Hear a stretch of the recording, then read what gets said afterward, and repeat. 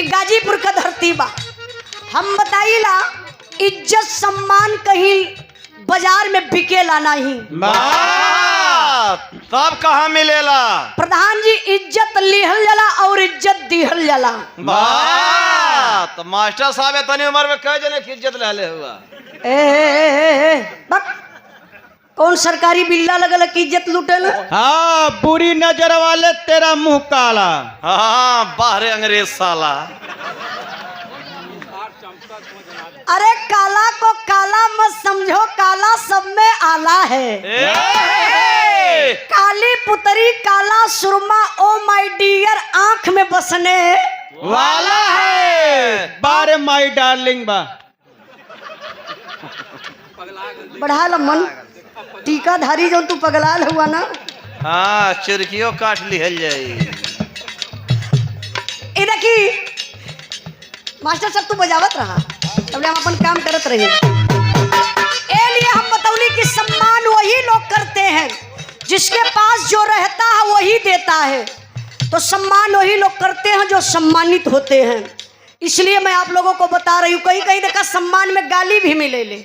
तो सम्मान में जब गाली मिले ले, गवैया मान ला 1 घंटा लेट हो गल, जाम में फंस गल, ओकर माई बहन हाथे पे हो जाली आ सामने गईले पर ना आड़े खूब गरियई है। अरे भैया कुछ गवैया में खाइयो हम। तो जान बा जकरा पास जवन चीज रहेले उहे लोग देला।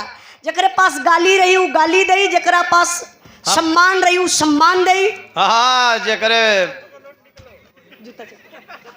का भैया तू का कल चतवा जकरे पास ज्यादा नहीं जूता चप्पल रही उ जूतो चप्पल देई। आई बड़ा बढ़िया मेरे मास्टर साहब तर्ज बजौले रहना। तर्ज उहे रहे मास्टर साहब, चेंज मत करिया। सुना यही लिए तोहर सम्मान हम अलगे से करौली है।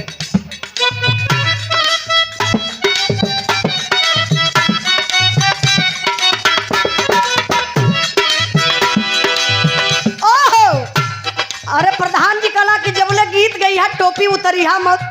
ऐसा ना कि मैं बक्कल लगौले हर से झटका जो कोशिश कर फिर ना उतरे। हाँ, अब बड़ा सरी से बांध देला। एक समरहो के पड़ता ना बक्कल है ना मान के। अच्छा देखिए वो है गीत का लाइन बा। कौन गीत बा मास्टर साहब?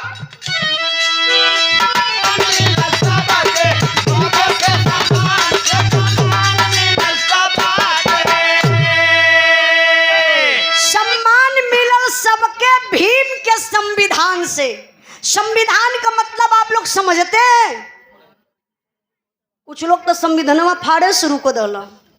बराबरी का अधिकार।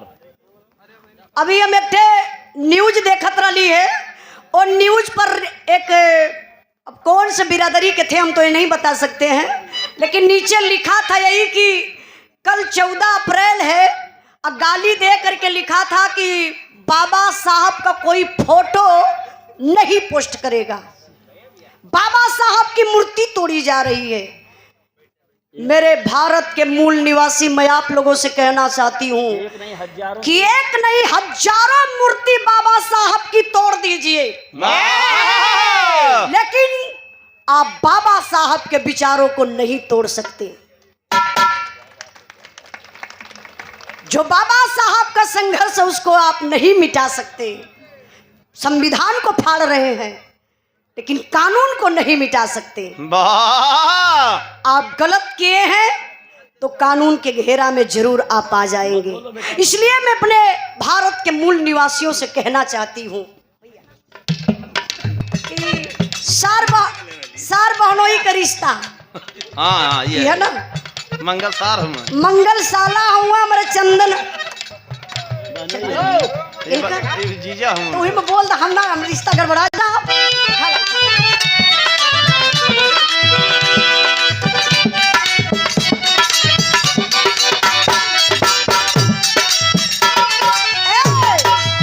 अरे सम्मान मिलल सबके भीम के संविधान से। सम्मान मिलल सबके भीम के संविधान से। सम्मान मिलल सबके भीम के संविधान से। सम्मान मिलल सबके।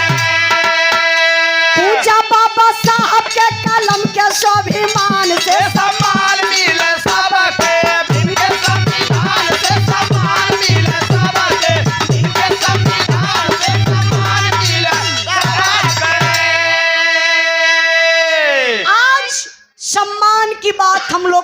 रहे थे कर रहे हैं। जरा कल्पना करिए, जरा आप लोग सोचिए वो दिन कैसा रहा? वो दिन कैसा रहा होगा जब बाबा साहब सारे लोग स्कूल में बैठते थे जैसे कि आप बताएं अभी, लेकिन बाबा साहब स्कूल से बाहर बैठते थे।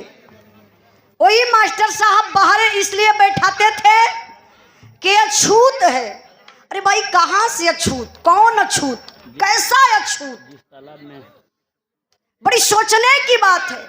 मानव होकर के हम सोचते हैं, हम कहते हैं मानो मानो हम एक समान है। एक मिनट ही जा, आप लोग घबराइया मत, इहो जरूरी है भाई गवैयन के